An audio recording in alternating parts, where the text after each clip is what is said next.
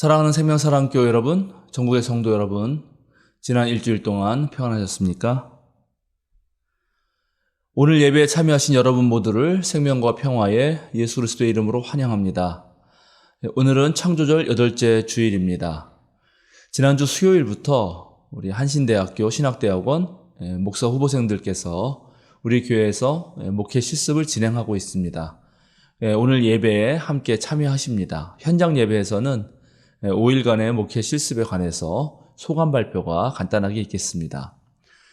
저희가 매주 지구를 위한 환경 실천을 하고 있는데 이번 주는 음식물 쓰레기를 줄입시다입니다. 정말 우리가 먹는 그런 한 끼 밥상에는 햇볕과 바람과 비와 수고한 모든 농부들의 손길과 또 그 밥상을 차리기까지 수고한 그런 손길들이 담겨 있습니다. 우리가 음식을 준비할 때 아주 잘 계획해서 하나도 남김없이 먹는 그런 습관을 들이면 좋을 것 같습니다. 오늘 예배 직후에 정기재직회가 있습니다. 오후에는 목회 운영위원회가 있습니다.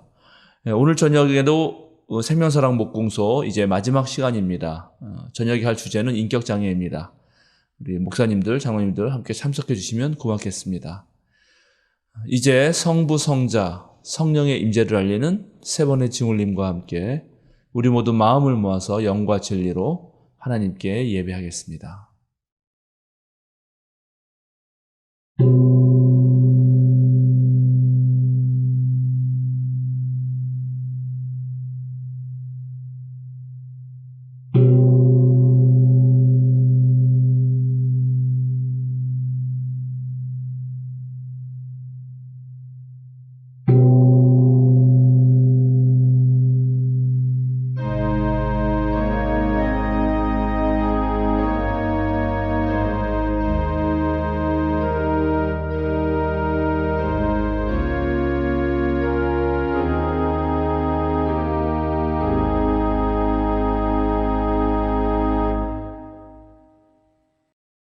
땅과 그 안에 가득 찬 것이 모두 다 주님의 것, 온 누리와 그 안에 살고 있는 모든 것도 주님의 것이다.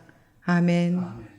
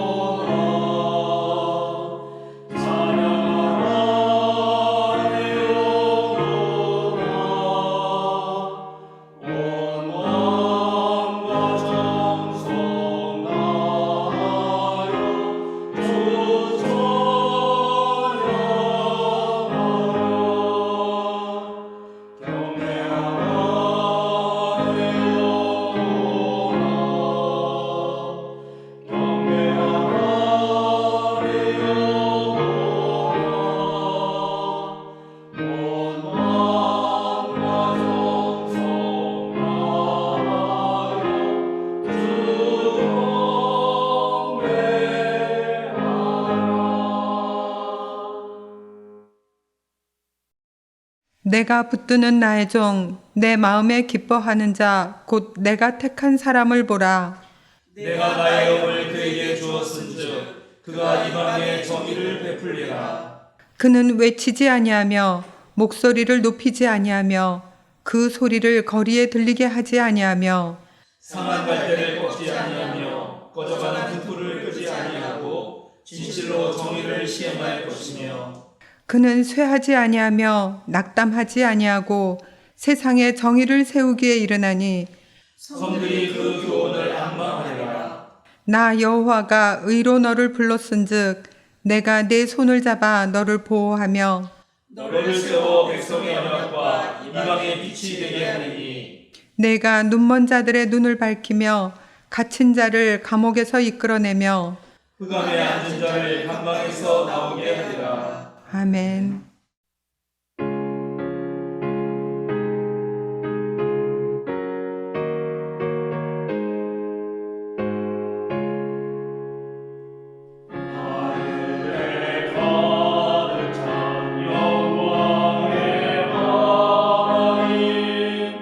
온 땅에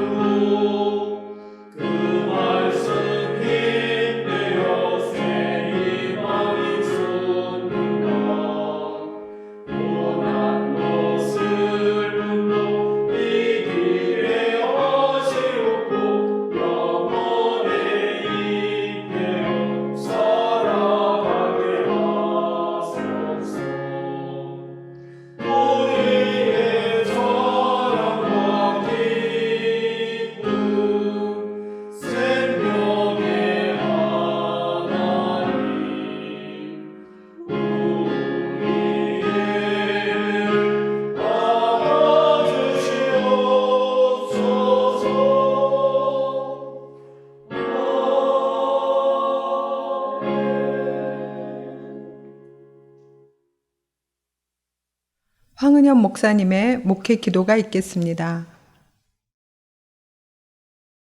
사랑해 주님, 지난 한 주간도 저희 삶을 돌보아 주시고 또한 저희로 하여금 당신 안에서 살아갈 힘과 용기 그리고 삶의 가치를 얻게 해주심을 감사드립니다. 또한 저희 주변에서 여러 일들로 돕는 이웃들을 보내주셔서 감사드립니다. 말씀으로 우리를 가르치시는 목사님과 무엇보다도 아름답고 성실하게 서로를 사랑과 믿음으로 세워나가는 믿음의 공동체를 허락해 주셔서 감사드립니다. 당신의 투명하시고 넓으신 마음을 엿볼 수 있는 맑은 가을 하늘과 청량한 공기와 햇빛, 그리고 계절의 오고감을 보여주는 풍경들을 누릴 수 있게 해주셔서 감사드립니다. 세상 곳곳에서 터지는 전쟁과 분쟁, 그리고 경제적 혼돈, 그리고 여러 기후 위기 징후들 속에서 그나마 지난 한 주도 일상을 살게 해주신 것 감사드립니다. 그러나 주님, 저희는 당신 앞에서 부족한 저희의 모습을 고백하며 예배 중에 당신께 나아옵니다. 저희가 삶을 살아가며 언제나 저희 자신의 좁은 소견과 힘만을 과신하며 자만하며 나 스스로의 힘을 키워 나의 이기적 욕망만을 충족하려 했는지를 고백합니다. 또한 어둡고 비뚤어진 욕망과 자기만을 생각하는 좁은 마음 속에서 우리 주변에 있는 힘든 이웃들의 필요와 아픔들을 듣고 살피는 데 둔감하였음을 고백합니다. 또한 서로를 사랑하며 세워가는 믿음의 공동체 안에서도 서로가 서로에 대해서 무심하고 서로 갈리우며 하나의 그리스도라는 머리 아래 하나의 몸이 되지 못한 것을 회개합니다. 또한 저희의 맹목적인 낭비와 게으름 또한 욕심을 위해서 당신의 은혜의 손길이 깃든 자연환경과 동물을 파괴하며 착취한 삶을 고백합니다. 주님, 무엇보다도 이스라엘과 팔레스타인 사이의 전쟁에서 고통받는 사람들을 악에서 구원하시기를 기도드립니다. 역사의 과정 속에서 하나의 악이 다른 악을 낳고 압제와 폭력이 원한과 또 다른 폭력을 낳고 그런 과정 속에서 무죄한 이들이 피를 흘리고 있습니다. 또한 수백만의 사람들이 물과 전기, 식료품이 끊긴 채 폭격과 폭격의 두려움에 떨고 있습니다. 양측의 지도자들이 자신들의 정치적 목적에 앞서 무력한 생명들을 먼저 생각하게 하옵소서. 역사 속에서 새로운 일을 행하신 주님, 그들을 기억하사 모든 것이 불가능하고 암울한 상황 속에서 극적으로 모든 분쟁 당사자에게 평화의 마음을 심어주시고 또한 서로를 향해서 정의롭게 처우하고자 하는 공정의 정신을 일깨우시고 서로를 향한 이해와 용서의 마음을 불어넣으셔서 이제 더 이상 무죄한 생명들이 상하지 않도록 일해 주시기를 기도드립니다. 주님, 저희의 나라와 사회를 기억해 주시옵소서. 위정자들이 자신들의 좁은 야망이나 인정, 사사로운 패거리 의식으로 민주적인 질서와 제도에 손상을 가하지 않게 하시옵소서. 또한 왜곡된 경제 질서와 사회 구조 속에서 이윤의 극대화를 이유로 사람의 가치와 존엄을 훼손하며 그 삶의 의미를 잃게 하는 현실을 돌아보시어서 당신의 지혜와 사랑을 모두에게 주시어서 고쳐나가게 해주시옵소서. 주님, 저희 교회를 돌아보시어서 믿음 안에서 형제 자매들이 사랑 안에서 자유롭게 하나님의 일을 감당할 수 있게 하옵시고 또한 각자의 삶의 자리에서 세상을 변화시키는 역할을 할 수 있게 하옵소서. 감사드리며 우리 주 예수 그리스도 이름으로 기도드립니다. 아멘.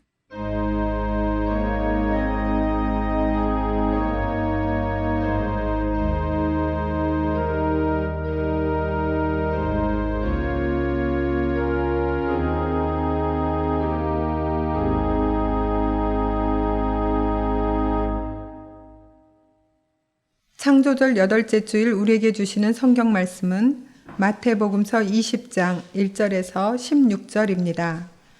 한 절씩 교독하시겠습니다. 하늘나라는 자기 포도원에서 일할 일꾼을 고용하려고 이른 아침에 집을 나선 어떤 포도원 주인과 같다. 그는 품삯을 하루에 한 데나리온으로 일꾼들과 합의하고 그들을 자기 포도원으로 보냈다.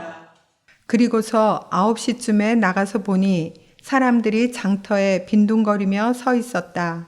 그는 그들에게 말하기를 여러분도 포도원에 가서 일을 하시오 적당한 품삯을 주겠소 하였다. 그래서 그들이 일을 하러 떠났다. 주인이 다시 12시와 오후 3시쯤에 나가서 그렇게 하였다. 오후 5시쯤에 주인이 또 나가보니 아직도 빈둥거리고 있는 사람들이 있어서 그들에게 왜 당신들은 온종일 이렇게 하는 일 없이 빈둥거리고 있어 하고 물었다. 그들이 그에게 대답하기를 아무도 우리에게 일을 시켜주지 않아서 이러고 있습니다 하였다. 그래서 그는 당신들도 포도원에 가서 일을 하시오 하고 말하였다.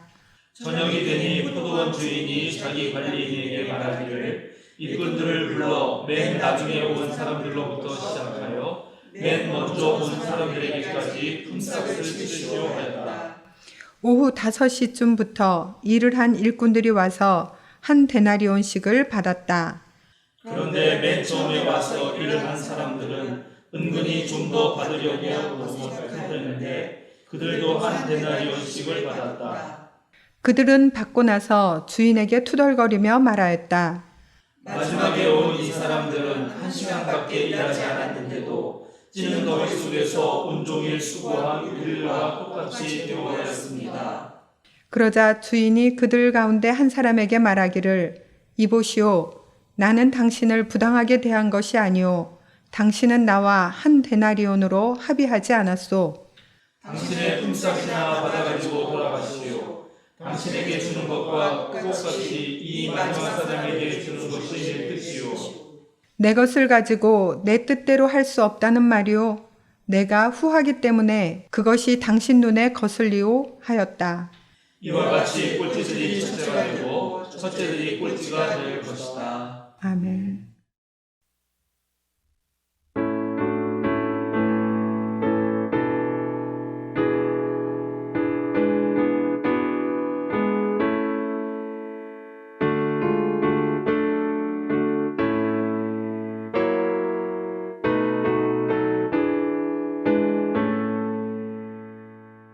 내 맘이 낙심대로 근심에 눌려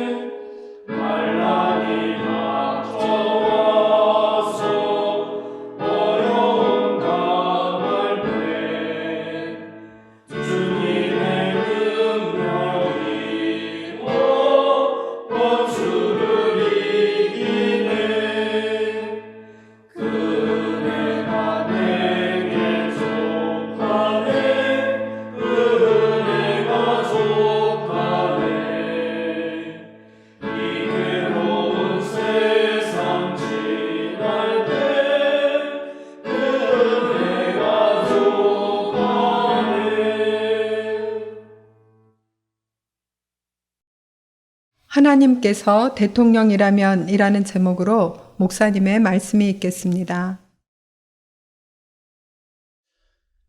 제가 이번 가을에 연세대학교 1학년 학생들만 모여있는 인천 송도의 국제 캠퍼스에서 기독교와 현대사회라고 하는 과목을 가르치고 있습니다.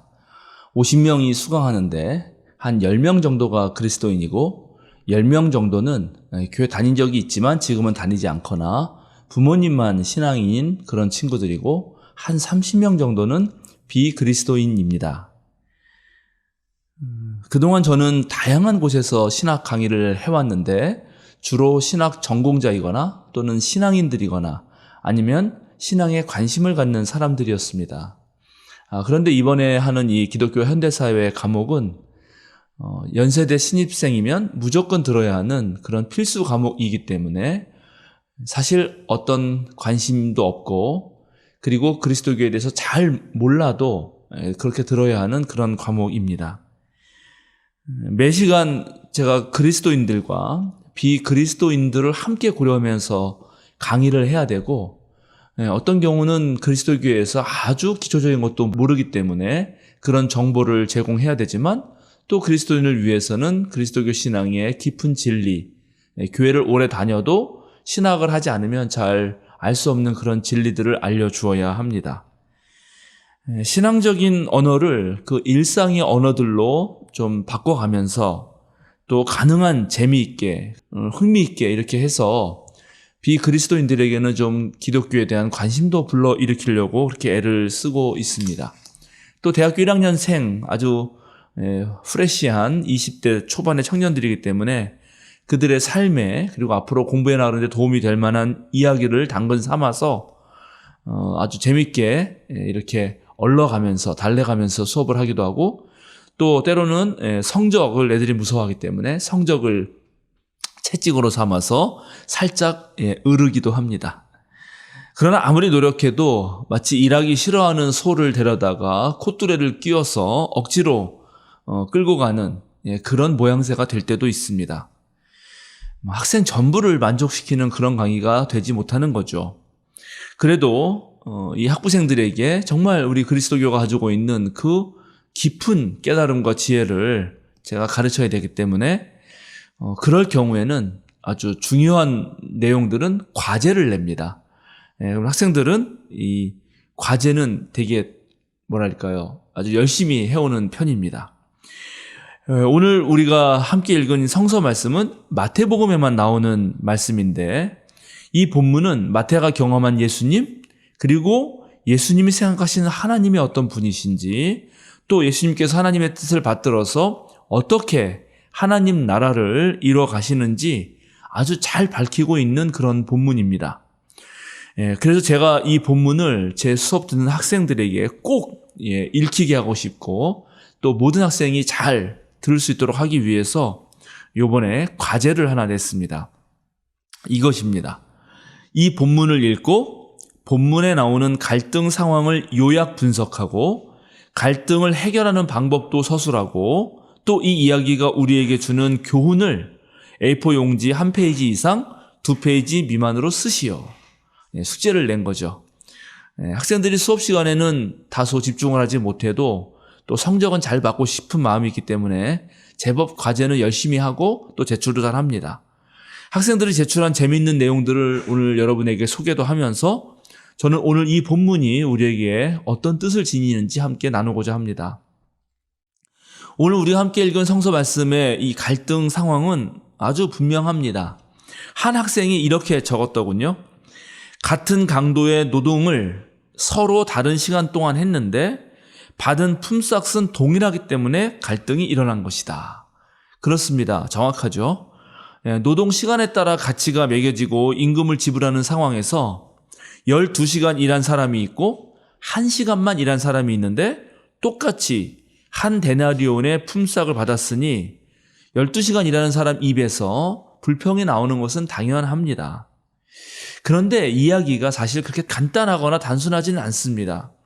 12시간 일한 사람이 포도원 주인과 합의한 금액이 바로 그 일당이 한 데나리온이었기 때문입니다. 이른 아침에 온 사람은 불평을 하지만 주인 입장에서는 사실 잘못한 것이 없습니다. 그리고 게다가 주인은 두 가지 이유를 대면서 자신이 정당하다고 그렇게 말을 합니다. 내 것을 가지고 내 뜻대로 할 수 없다는 말이요?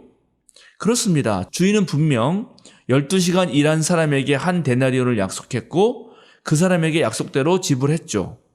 그런데 주인은 오후 5시에 와서 1시간 일한 사람에게도 한 데나리온을 줍니다. 포도원 주인의 뜻은 1시간 일한 사람이나 12시간 일한 사람이나 모두에게 똑같이 한 데나리온을 주는 것입니다. 이런 포도원 주인의 뜻을 누가 잘못했다고 말할 수 있을까요? 내 생각을 가지고 남의 권리와 자유를 함부로 막거나 방해할 수는 없는 것입니다. 그런데 여기에서 주인은 한 걸음 더 나아가서 이제 12시간 일한 사람이 했던 그 불평에 대해서 이렇게 말합니다. 내가 후하기 때문에 그것이 당신 눈에 거슬리요? 그렇습니다. 사실 포도원 주인은 나중에 온 사람에게 호의를 베푼 것이죠. 수학적으로 계산해 보면 12시간 온 사람에게 한 데나리온을 지불했다면 오후 5시에 와서 1시간 일한 사람에게는 12분의 1 데나리온을 지불해야 되지만 주인은 똑같이 한 데나리온을 지불함으로써 12분의 11 데나리온을 더 준 것입니다. 즉 주인은 나중에 온 사람에게도 후한 인심을 베푼 것입니다. 오늘 본문을 차분히 읽으면서 논리적으로 또 이성적으로 생각해 보면 부당하다고 불평하는 일꾼과 부당하지 않다고 대답하는 그 포도원 주인 사이에서 우리는 주인 편을 들 수밖에 없습니다. 논리적으로 이성적으로는 그러합니다. 그러나 이상하게도 머리로는 이해가 된다 하더라도 우리의 마음은 저절로 12시간 일한 사람의 그 사람에게 기울게 됩니다. 만약 내가 하루 종일 일을 했는데 나도 똑같은 상황에 처했다면 나도 억울한 마음이 들었을 것이기 때문입니다. 한 학생은 지금 주인이 이렇게 임금을 지불한 것을 두고 어리석은 짓을 했다라고 그렇게 말합니다. 앞으로 이 포도원에는 아침 일찍부터 일어나 나올 사람이 없을 것이라고, 이 포도원 주인은 아침에는 일꾼을 구하기 어려울 것이라고, 아침에 온 사람이나 저녁에 온 사람이나 똑같이 돈을 준다면 사람들이 아마 앞으로 다 저녁에 올 거라고 그렇게 예측합니다. 그러면서 장기적으로 결국 주인은 손해를 볼 수밖에 없다, 그렇게 레포트에 적고 있습니다. 상당히 일리 있는 말이죠. 그렇게 생각해 볼 수 있습니다. 그러나 이 이야기는 미래의 이 포도원이 어떻게 될지에 대해서는 관심이 없습니다. 사실 이 이야기는 지금 벌어지는 일에 주목하도록 우리를 초청합니다. 한 학생의 예측이 상당히 일리가 있지만 정말 그렇게 될지 안 될지는 아직 모릅니다. 어쨌든 부당하다는 일꾼과 정당하다는 주인 사이에 갈등은 벌어진 거고, 자, 이 문제를 이제 해결해야 되는데 제가 어떻게 해결하면 좋은지 그 해결책도 쓰라고 과제를 냈죠. 학생들은 여러 의견을 주었습니다. 일단 상당수의 학생들이 두 당사자가 좀 만나서 차분히 대화를 하면서 서로 이해를 구하고 해결책을 한번 만들어 보기를 기대했습니다. 둘이 만나서 뭔가 서로의 상황을 충분히 이야기한다면 둘 사이의 갈등이 해결될 것이라고 기대하는 것입니다. 어떤 학생은 주인과 노동자가 정확한 계약서를 썼어야 된다, 이렇게 말합니다. 즉 구두계약으로 안 된다는 것입니다. 문서로 합의했다면 좀 불평하더라도 갈등까지는 이르지 않을 거다고 이렇게 말하는 거죠. 또 어떤 학생은 계약을 할 때 시급으로 임금을 정했어야 된다, 이렇게 말을 합니다. 또 다른 학생은 일꾼들을 부른 거는 좋은데 그 부른 시간마다 다 다른 시간에 불렀잖아요. 그 일꾼들을 다른 시간에 불렀으니까 다른 영역에서 일을 하도록, 그러니까 서로 보지 못하도록 그렇게 일을 시키면 된다라고도 적고 있습니다. 참 재미있습니다. 저는 시급으로 계약해야 되지 않느냐 하는 그 말도 상당히 요즘 젊은이들답다, 이렇게 생각했습니다. 만약 그렇게 했다면 아마 갈등이 정말 발생하지 않았을 것 같기도 하고요. 그리고 맨 먼저 온 사람부터 일당을 지불하고 돌려보냈다면 정말 학생들의 말대로 서로 보지 않는 곳에서 일당을 지급하고 일도 시켰다면 오늘의 갈등도 없었겠죠. 그러나 성서는 맨 나중에 온 사람들로부터 모두가 보는 앞에서 일당을 주고, 그렇게 해서 일부러 맨 먼저 온 사람으로 하여금 불평을 하도록 그렇게 유도하고 있습니다. 왜냐? 이것을 읽는 사람으로 하여금 어떤 생각을 하도록 그렇게 기대하고 있기 때문입니다. 또 학생들이 레포트를 쓰면서 많이 지적을 했는데 오늘 이야기의 갈등의 핵심은 사실 남과의 비교에 있다 하는 것입니다. 이야기에 등장하는 일꾼들은 일당을 받는 사람들입니다. 정말로 하루 벌어서 하루 먹고 사는 그런 사람들이죠. 정규직이든 비정규직이든 일정한 기간 동안 고용된 사람들이 아니라 당일날 일을 얻지 못하면 근심 걱정으로 하루를 보내야만 하는 그런 일용직 노동자입니다. 그런데 당시에 일용직 노동자, 즉 예수님이 사시던 당시에 일용직 노동자는 노예보다 못한 취급을 당했습니다. 노예는 주인의 재산 품목이었습니다. 그러니까 역설적인데 주인이 노예를 잃어버리거나 노예가 잘못되면 주인의 재산이 손해를 입는 거죠. 그래서 오히려 주인이 노예를 아끼는 경우가 있었습니다. 그런데 일용직 노동자는 그런 아낌의 대상, 소중히 대하는, 소중히 다루는 대상에 들지 못했습니다. 심지어 노동직 일용자는 하루 이상 고용하지 말라고 하는 지침이 있을 정도로 사회적 보호도 받지 못한 채 마치 일회용품처럼 사용되었습니다. 특히 로마의 농장주들은 일용 노동자들의 상황을 일부러 불리하게 만들고 임금을 낮추기 위해서 아주 온갖 전략을 사용하기도 했습니다. 오늘 성경은 주인이 9시에, 12시에, 3시에, 그리고 5시에 그때도 일꾼을 구할 수 있었다 하는 사실을 보여줍니다. 왜 당신들은 온종일 이렇게 하는 일 없이 빈둥거리고 있어? 이렇게 묻는 포도원 주인의 질문에 뒤늦게 일자리를 얻게 된 사람이 이렇게 대답했죠. 아무도 우리에게 일을 시켜주지 않아서 이러고 있습니다. 이 짧은 대화는 1세기 갈릴리가 얼마나 극심한 실업 상황에 놓여 있는지를 보여줍니다. 일자리를 얻고 싶어도 얻지 못하는 일용직 노동자들의 그런 삶의 애환이 들어있죠. 아마 이런 상황이라면 이른 아침에 일자리를 얻었던 사람은 자신이 선택되었을 때 그때 어떤 심정이었을까요? 일을 얻지 못해 속 태우고 또 때로는 눈물을 쏟아했던 그런 시간들을 보낸 이 사람이 오늘 마침 딱 일자리를, 그것도 이른 아침부터 얻었다면 아마 매우 기뻤을 것입니다.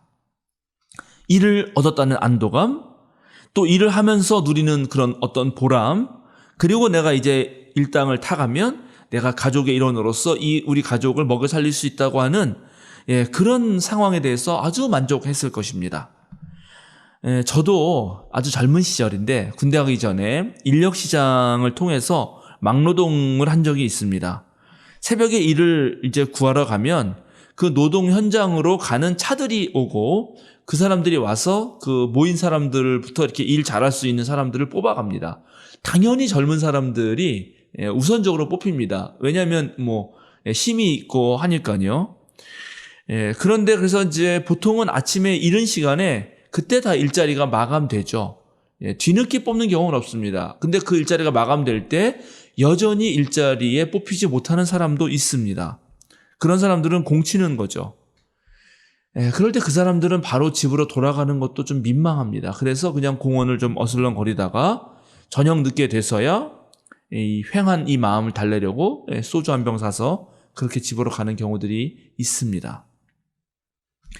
어린 시절부터 목수 아버지 요셉을 따라다니면서 어찌 보면 날품팔이 경험을 했던 예수님의 삶이 여기에 녹아 있는지도 모르겠습니다. 예수님이 자란 나사렛은 세포리스라는 도시로부터 약 10km 떨어진 곳이었습니다. 예수가 아버지로부터 목수 일을 배울 때 세포리스 도시는 한창 재건 중이었습니다. 어쩌면 아버지의 일찍 여의었던 예수, 그래서 마리아의 아들이라고 불렸던 예수는 아버지의 빈자리를 대신해서 가족의 생계를 이른 나이부터 책임져야 했을 것입니다. 그래서 종종 아버지를 따라갔던 그 세포리스에 이제 청소년 또 청년이 된 예수도 그곳에 갔겠죠. 그러나 예수도 가끔씩은 공치는 날이 있었습니다. 어떤 달은 공치는 날이, 일을 하지 못하는 날이 훨씬 더 많았을지도 모릅니다. 그럴 때마다 예수님도 시름에 차서 집으로 돌아와야 했을 것입니다. 해는 저물고 빈손으로 집으로 돌아가는 그런 예수님 마음이 과연 어떠했을까요? 예수님이 오늘 이런 포도원 품꾼의 비유를 할 수 있었던 것은 아마도 예수 자신이 농민이었고 목수였고 또 목동이었고 일용직 날품팔이였기 때문일 것입니다. 이제 이른 아침에 일자리를 얻어서 그 기뻤던 사람이 불평하는 마음으로 바뀌게 되는데 그것은 언제입니까? 그것은 바로 1시간 일하고도 한 데나리온을 받은 사람을 보고 내가 좀 은근히 더 받겠구나라고 생각했기 때문에 그 생각했을 그 시점에 바로 이 마음이 바뀌게 됩니다. 이 사람이 주어진 것에 만족하였더라면 아마 아침의 그 기쁨, 아침부터 내가 제일 먼저 일자리를 얻었다고 하는 기쁨을 잃어버리지 않았을 것입니다. 그러나 그는 비교했기 때문에 불평을 하게 되고 결국 주인과 다투는 그런 상황이 되고 만 것입니다. 오늘 본문에서 우리가 깊이 생각해 보아야 하는 것은 포도원에서 일할 수 있도록 해준 것, 그것은 일꾼이 아닙니다. 바로 포도원 주인입니다. 일꾼들이 일자리를 만든 게 아니지 않습니까? 그런데 이 이야기를 예수님은 하늘나라의 비유다라고 말합니다. 만약에 그런 걸 기억해 본다면 오늘 이 이야기의 논의를 좀 더 확대해서 우리의 생명이라든가 우리의 재산, 우리의 능력, 사실 다 우리가 만든 건 아니죠. 이 모두 다 하나님으로부터, 특별히 창조주 하나님으로부터 우리가 거저 받았고 거저 주어졌다는 것을 우리는 기억할 수 있습니다. 이 누구도 이 세상을 창조하면서 태어난 사람은 없습니다. 우리의 삶은 이미 주어진 많은 것들을 공짜로 이용하면서 그렇게 이어져 갑니다. 많은 사람들이 오늘날 자신의 능력과 스펙을 자랑하고 또 그 능력과 스펙으로 성공했다고 그렇게 말들 하지만 사실 잘 생각해 보면 모든 성공에는 자연적인 운 그리고 사회적 행운이 따르기 마련입니다. 한 발 더 들어가면 사실 우리가 그렇게 성공할 수 있었던 모든 것 그 배후에는 창조주 하나님께서 허락하시고 그냥 우리에게 주신 선물 때문이었다는 것을 알게 됩니다. 우리의 삶이, 우리의 생명이 그렇게 주어진 값진 선물인 줄 알고 산다면 아마 우리 인생에서 기쁨을 잃는 일은 없을 것입니다. 우리의 주어진 것들에게 만족하고 감사할 줄 안다면 그 하루하루도 매우 소중하고 행복할 것입니다. 우리가 남과 비교하지만 않는다면, 그래서 남들보다 우월감에 빠지거나 또 남들과 비교하면서 열등감에 빠지지 않는다면 우리는 기쁨을 잃어버리지 않을 수 있고, 또 오늘 성경은 우리들의 불만과 불평이라는 것이 결국 남과 비교하는 대로부터 나온 것이라는 것을 정확하게 말해주고 있는 것입니다. 자, 이렇게 생각해 보면서도 여전히 남는 문제가 또 있습니다. 하나님이 그렇게 선물로 우리에게 모든 것을 주신다면, 그래서 이 포도원 주인이 그렇게 선물을 주는 사람이라면 왜 통 크게 이른 아침부터 일한 사람 12데나리온을 주지 않는가? 좀 더 넉넉하게 줄 수도 있는 거 아닌가? 그 질문이 생겨나는 거죠. 우리는 이 물음에 답을 해야 됩니다. 근데 이 물음에 답하기 전에 몇 가지 질문이 더 떠오릅니다. 포도원 주인은 왜 한 데나리온으로 품삯을 정하는가? 그리고 왜 그는 9시, 12시, 3시, 5시에도 계속 일꾼을 구하러 다니는가? 자신이 포도원에서 일할 거리를 계산해서 이른 아침에 일꾼들을 다 구해서 그렇게 일시키면 되는데 왜 그는 계속 3시에도 나가고 5시에도 나가고 계속 그렇게 일꾼들을 구하러 다니는가 하는 것입니다. 이 지점에서 우리는 포도원 주인이 자기 포도원을 경영하는 데 있어서 효율성을 제고하지 않는다라는 사실을 알게 됩니다. 그의 행동을 가만히 관찰해 보면 그는 자본 증식을 하려는 자본주의자가 아닙니다. 그는 포도원을 통해 이익을 얻기보다는 오히려 포도원을 통해서 일감을 주고 그 일감을 주면서 그 일꾼들을 먹여 살리는 데 더 관심이 있는 것처럼 보입니다. 이 포도원 주인은 빈둥거리는 일꾼들을 찾아다니고 있습니다. 그렇죠. 사실 포도원 일은 오전 6시에 계약한 사람이 그저 하면 아마 충분히 다 할 수 있는 그 정도의 일감이었을 것으로 생각됩니다. 그러니까 이 비유에 나오는 포도원 주인은 사람들이 빈둥거리면서 놀고 있기 때문에 그 사람들을 고용했던 것이고 그 사람들을 고용하려고 빈둥거리는 사람들을 찾아다녔던 것입니다. 그리고 놀랍게 이런 사실은 비유를 시작하는 첫머리에 언급되고 있습니다. 하늘나라는 자기 포도원에서 일할 일꾼을 고용하려고 이른 아침에 집을 나선 어떤 포도원 주인과 같다. 이 사람은 이익 창출이 아니라 그냥 빈둥거리는 일꾼을 찾아서 고용하죠. 9시에도 12시에도 3시에도 5시에도 말입니다. 우리는 이 첫 구절을 읽으면서 자본주의 사회에 사니까 자본주의적 사고방식으로 당연히 이윤을 얻으려고 하는, 농장에서 어떤 소산을 많이 내서 이익을 얻으려고 하는 그런 농장주를 떠올릴지 모르지만 오늘 비유에 등장하는 이 포도원 주인은 그런 사람이 아니라는 것입니다. 사실 예수님 당시 농장주들은 대개 자신의 삶의 터전은 도시에 둔 엘리트로서 대리인을 통해서 농촌에 있는 자기의 농장들을 관리하곤 했습니다. 보통 그들의 관심은 농장으로부터 나오는 그런 이익이었죠. 보통은 그랬습니다. 포도 농사를 짓는 것이 바로 그런 전략 중에 하나입니다. 왜? 포도 농사는 다른 곡식을 짓는 것보다 훨씬 더 손이 덜 가고 주로 한번 심어놓고 오랜 시간 기다렸다가 수확철이 되면 그때 집중적으로 많은 인원을 투입해서 포도를 수확하고 포도즙을 짜면 되는 것이기 때문입니다. 또 포도는 우리가 늘 일용할 양식으로 먹는 그런 곡식은 아니기 때문에 사실 갈릴리의 그 넓은 땅에 곡식을 심지 않고 포도를 심으면 심을수록 갈릴리 사람들의 그 백성들의 삶은 피폐해지기 마련입니다. 그래서 놀랍게 갈릴리에 포도원이 늘어나면 늘어날수록 갈릴리 사람들 중에 일용직 노동자로 전락하는 사람들이 많아지게 됩니다. 그렇게 되면 농장주는 또 낮은 임금으로 갈릴리 사람들을 고용할 수 있고 자신의 배를 채우고 자신의 부를 늘릴 수 있는 거죠. 사실 오늘 비유에서도 이른 아침 6시에 포도원 주인과 노동개혁을 하는 일꾼은 그의 가족들이 간신히 하루의 생계를 유지할 수 있는 그 한 데나리온의 최저생계비죠. 최저생계비의 계약 조건에도 어떤 불평도 하지 않고 합의를 하죠. 이게 왜이겠습니까? 아시겠죠? 이제 슬슬 한 데나리온의 비밀이 풀려갑니다.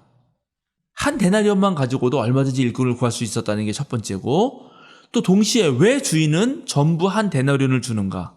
1시간 일한 사람에게 한 데나리온을 주었다면 12시간 일한 사람에게는 12데나리온을 주고 12시간 일한 사람에게 한 데나리온을 주었다면 1시간 일한 사람에게는 12분의 1 데나리온을 주는 것이 공정할 것 같은데 왜 주인은 똑같이 모두에게 한 데나리온을 주는가 하는 것입니다. 바로 포도원 주인이 자비를 베풀고 싶기 때문입니다. 그런데 포도원 주인이 보여주는 자비와 은총은 임금의 풍족함에 있는 것은 아닙니다. 말씀드린 대로 한 데나리온은 한 가족이 하루를 간신히 먹고 살 그런 최저 생계비에 불과합니다. 그러니까 오늘 포도원 주인이 베풀고 있는 자비라고 하는 것은 바로 많은 돈을 주는 게 아니라 사람들을 고용하는 데 있다는 것입니다. 포도원에 할 일이 많지 않아도 일부러 일꾼을 고용하고 있는 거죠. 그리고 일꾼을 고용하면서 그들에게 적당한 품삯을 지불하려는 마음, 이게 포도원 주인이 보여준 자비입니다. 특히 오후 5시에 그렇게 늦게 와서 1시간만 일한 사람에게도 한 데나리온을 그렇게 받게 된 사람은 주인이 베풀고자 한 자비의 은총을 아주 마음껏 누리게 된 사람인 것입니다. 이른 아침에 와서 일한 사람, 12시간을 일한 사람이 놓친 주인의 마음이 바로 이것입니다. 왜 주인은 계속해서 인력시장을 서성거리는 것인가? 주인은 사람의 생명에 관심이 있습니다. 모두의 생명을 동등하게 최대한 많이 살리고 싶은 거죠. 능력주의와 비교의식에 사로잡힌 일꾼은 다른 일꾼들과 자기를 구별하면서 내가 더 많이 일한 만큼 더 많이 받아야겠다라고 생각하고 그걸 요구하지만, 그래서 자기와 남을 구별하면서 공동체의 분열을 일으키고 모두가 일자리를 얻어서 함께 삶의 기쁨을 나눌 수 있는 그 기회를 박탈하려고 하지만, 그러나 오늘 포도원 주인은 그런 것이 아닙니다. 자, 하나님께서 아벨의 제사를 받았을 때 아벨의 제사만을 받았을 때 가인이 만약에 동생을 진실로 사랑했다면 그래도 내 동생의 재물을 하나님이 받은 것에 대해서 함께 기뻐할 수 있었을 텐데 그렇게 하지 못하고 그만 살인에 이르게 되죠. 바로 그런 비극이 오늘 이 포도원 품꾼의 비유에서도 다른 모양으로 그려지고 있는 것이죠. 우리 삶에는 때때로 정확한 계약관계에 의해서 이루어지는 것들이 있습니다. 물론 콩 심은 데는 콩이 나고 팥 심은 데는 팥이 나죠. 일한 만큼 결실을 얻습니다. 공정하게 대우해야 하고 그래야 정말 정의로운 사회가 되기도 하고 정말 정의가 살아있다 이렇게 말할 수 있는 거죠. 그러나 다른 한편으로 우리 삶에는 은총도 있습니다. 덤으로 얻는 것이 있는 것입니다. 우리가 어떨 때 되로 주지만 받을 때는 말로 받는 것도 있는 겁니다. 불행은 아무런 이유 없이 불현도 찾아오고 행운도 때때로 그렇게 아무런 이유 없이 우리에게 찾아옵니다. 사랑은 무엇입니까? 사랑은 모든 허물을 덮고 용서하며 받아줍니다. 사랑은 1시간만 일했지만 1시간밖에 일하지 않았지만 최소한의 삶을 누리도록 그렇게 허락합니다. 오늘 성경에서 이 불평하는 사람에게 포도원 주인이 이보시오 이렇게 말했다고 번역되어 있는데 사실 원문을 보면 친구여 이렇게 말을 합니다. 그러니까 오늘 포도원 주인은 자신이 고용한 그 일용직 노동자들을 모두 자신의 동료라고 여기면서 그리고 그 사람들에게 정의와 사랑 모두를 베풉니다. 즉 일한 만큼 주어지는 계약 관계를 지키기도 하는 것이고 일을 12시간 하지 않아도 나머지 시간을 그저 은총으로 주는 그런 사랑을 행하는 것입니다. 오늘 포도원 품꾼을 고용하는 주인은 어느 것 하나 버리지 않습니다. 맨 마지막에 온 사람에게도 한 데나리온을 주고 이른 아침에 온 사람에게도 12데나리온을 만약에 준다면 그러면 아주 이 주인이 풍성한 호의를 베풀었다라고 그렇게 칭찬을 받을 수 있을지 모르지만 그런데 그렇게 했다가는 포도원이 아마 망할 것입니다. 왜냐하면 포도원에서 날 수 있는 그러한 이익은 무한대가 아니기 때문입니다. 지금 주인은 자신이 가지고 있는 것을 최대한 사용해서 모든 사람을 살려보려고 했던 것이죠. 주인이 9시, 12시, 3시에 만난 일꾼들에게 내가 적당한 품삯을 주겠소라고 했는데 적당한 품삯의 비밀이 바로 여기에 있습니다. 지금 포도원 주인은 어떻게 해서든지 포도원도 살리고 계약 관계에 있는 노동자도 살리고 일자리를 얻지 못해서 서성거리면서 근심에 쌓여 있는 그 사람들도 살려내려고 합니다. 바로 모두가 상생할 수 있는, 모두가 공존할 수 있는 그런 미래를 이 사람은 만들어 가려고 했던 것입니다. 그 어떤 것도 잃어버리지 않고 모두를 고려합니다. 오늘 한 데나리온이라고 하는 이 적당한 품삯의 비밀이 놀라운 것은 바로 이것이 앞으로 우리 인류가 추구해야 할 생태 경제학의 사유이기 때문입니다. 그동안의 경제학이라고 하는 것은 무한 자원에서 무한한 이윤이 나올 것이라는 착각 속에서 진행되었습니다. 그러나 우리 지구는 유한합니다. 유한한 자원이라면 계속되는 성장, 즉 무한 성장이라고 하는 것은 거짓말이고 속임수입니다. 무한 성장이라는 것은 없습니다. 모든 생명체는 어느 정도 자라면 자라는 것을 멈추죠. 그리고 점점점 늙어가다가 죽습니다. 즉 소멸하는 것입니다. 모든 생명체는 나누고 비우지 않으면 안 됩니다. 당연히 모든 생명체는 적당한 순간에 사라져줍니다. 자기만 무한대로 자라면서 결국 몸을 죽이고 마는 그 암처럼 만약에 우리 사회가 어떤 사람이 자기만 무한 성장을 하려고 하면은 이 사회 전체를 망가뜨리고 말 것입니다. 한 명이 12데나리온을 가져간다면 11명의 그런 하루의 삶은 정말 완전히 비참한 상태에 이르게 되는 것입니다. 앞으로 우리 사회는 이제 사람과 로봇, 남과 여, 아이와 어른, 동양과 서양, 과거와 미래가 서로 얽혀서 살아가게 될 것입니다. 그럴 때 우리는 어느 하나만을 고집하거나 어느 하나만을 살리려고 해서는 안 됩니다. 이것도 저것도 모두를 품어낼 줄 알아야 합니다. 그렇게 모두를 품는 능력이 반드시 필요합니다. 오늘 마태복음서의 본문은 하늘나라의 경영에 대해서 말하고 있습니다. 하나님은 어떤 분이신가? 하나님은 모두를 품는 분이라는 것입니다. 만약 이런 하나님께서 우리나라의 대통령이시라면 우리나라의 모습은 어떻게 달라질까요? 내년에는 국회의원 총선거가 있고 또 우리 사회는 계속해서 이 사회를 이끌어가야 하는 그런 사람들을 선출하죠. 지방선거도 있고 대통령 선거도 있고 민주주의 사회는 투표라는 걸 통해서 계속해서 우리 사회를 운영하는 그런 지도자를 뽑습니다. 그럴 때 우리들, 이 국민들이 과연 어떤 사람을 뽑아야 할까요? 그렇습니다.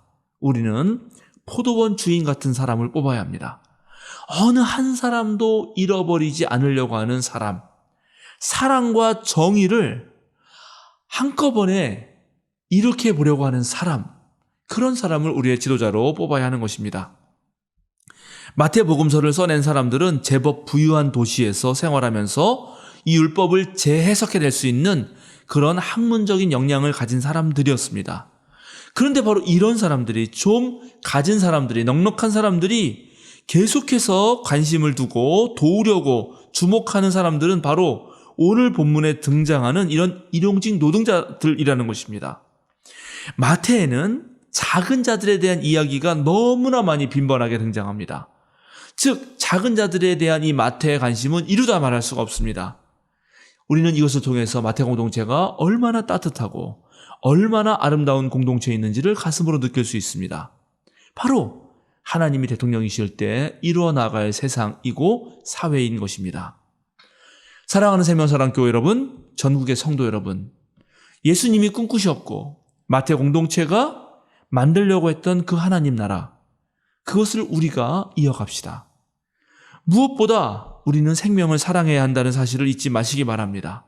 우리 공동체에 속한 그 어느 누구도 소외되어서는 안 됩니다. 기생한다는 거, 그것도 공생입니다, 여러분. 기생하는 생물을 벌레 보듯 하지 말고 그 기생하는 그런 생물조차도 함께 품어서 공생하는 삶을 만들어 갑시다.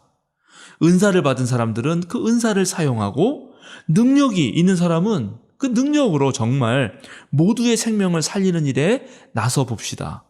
바로 거기에 하나님의 높은 뜻이 있고 미래가 달려있고 우리를 부르신 그런 이유가 있습니다. 하나님이 대통령이시라면 바로 일어나갈 그 세상을 우리들이 함께 만들어 갑시다. 기도하겠습니다. 주님, 늘 우리를 사랑해 주시고 지켜주시니 참으로 감사합니다. 험악한 세상, 주님의 은총이 없었더라면 우리의 하루살이는 무척이나 고단했을 것입니다. 사랑의 눈으로 우리를 보아주시고 생각지도 못한 호의를 통해서 우리의 삶을 돌봐주신 은혜에 감사드립니다. 우리가 주님 닮아서 넉넉한 사람이 되게 하소서. 남과 비교하여 더 가지려고 하지 말고 이미 가진 것을 내어놓아 더 큰 우리를 만드는 자들이 되게 하소서. 무엇보다 생명을 살리고 사랑에 충만하도록 우리를 도와주소서. 진정으로 소중한 가치를 깨달아 새로운 미래를 만드는 일에 온 힘을 다하게 하시고 특별히 주님으로부터 지혜를 얻어서 어리석은 잘못을 반복하지 않게 하소서. 모두에게 한 데나리온을 주어 생을 유지하게 하신 주님의 뜻을 받들어 우리 모두가 지금의 삶에 자족하게 하소서. 우리 주님 예수 그리스도의 이름으로 기도드립니다. 아멘.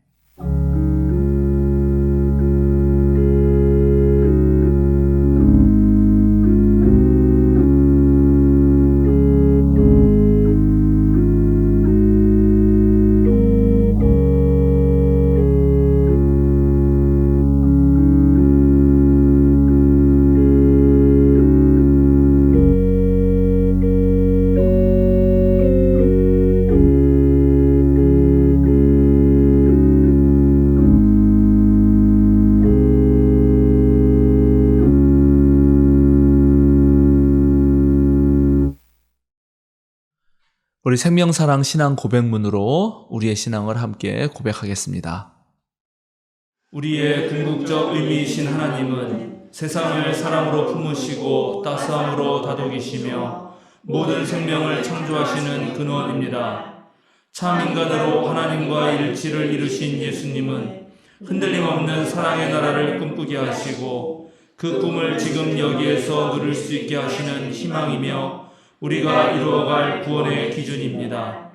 모든 생명을 사랑으로 충만케 하시는 성령님은 우리의 삶과 역사를 진리로 이끌어 주시고 우리를 일깨우셔서 선한 뜻을 따르게 하십니다. 삼위일체 하나님을 만난 우리는 서로의 다름을 인정하고 약한 이들의 아픔에 민감하게 반응하며 그들과 함께 하겠습니다.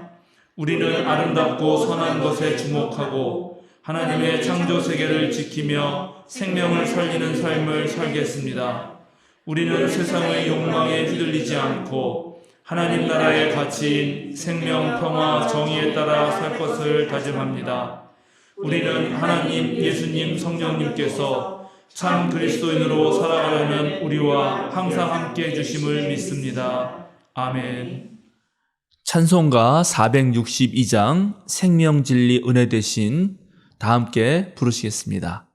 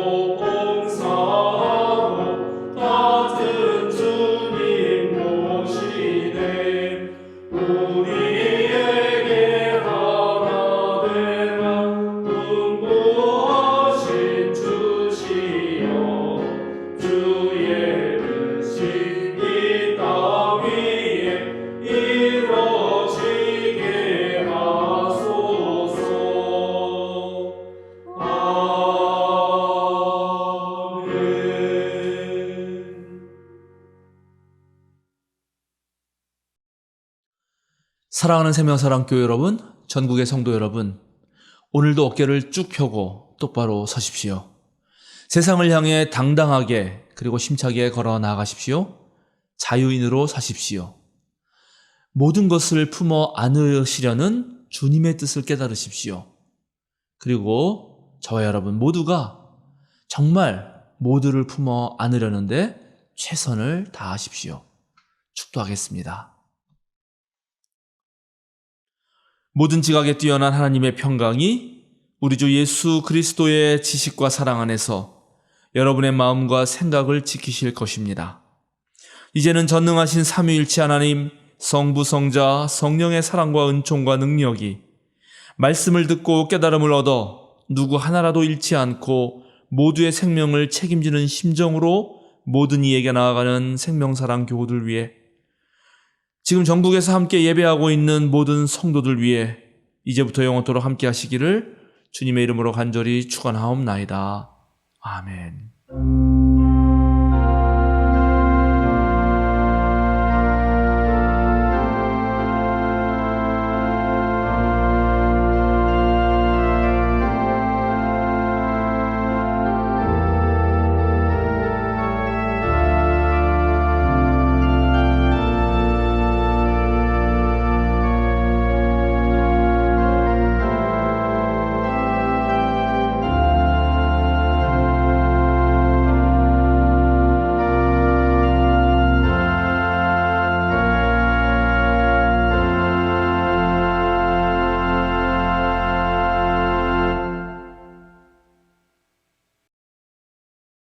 알림과 사김 시간입니다. 오늘은 창조절 8째 주일이자 2단 경계 주일입니다. 현장 예배에서는 한신대학교 신학대학원 목회 실습생들의 소감 발표가 있습니다. 예배 직후에 정기 재직회가 있습니다. 점심 식사 후에는 목회 운영위원회가 있습니다. 생명사랑교회 티셔츠를 판매 중입니다. 수익금은 태국 선교 비용으로 사용하겠습니다.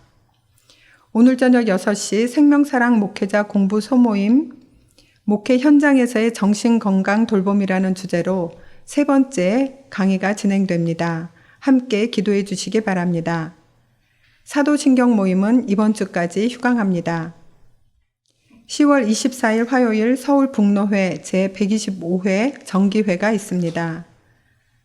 다음 주일은 평신도 강단교류 진행합니다. 2024년 2월 18일부터 24일까지 태국 단기 선교를 갑니다. 명승인 선교사님과 함께 진행됩니다. 9명 선착순 모집이며 회비는 약 70만 원입니다. 신청하실 분은 교육실로 연락 주시기 바랍니다. 11월 12일 주일에 가을맞이 야외 예배가 있습니다. 장소는 팀 수양관입니다. 일정에 참고하시기 바랍니다. 자기 진로를 찾기 위해 노력하는 수험생을 위해 마음을 모아주시기 바랍니다. 김대현, 문예람, 한선규, 오지윤, 황주람, 오승혁입니다. 자치회 일정을 공유합니다. 10월 28일 겨자시회, 11월 10일에서 11일 포도나무회, 10월 28일 청년 독서 모임이 있습니다. 이번 주 생일자는 22일 장재동 성도님, 26일 이상춘 성도님, 27일 김중기 집사님, 황아람 성도입니다. 오늘 함께 예배드릴 수 있어서 감사합니다. 한 주간도 평안하시기 바랍니다.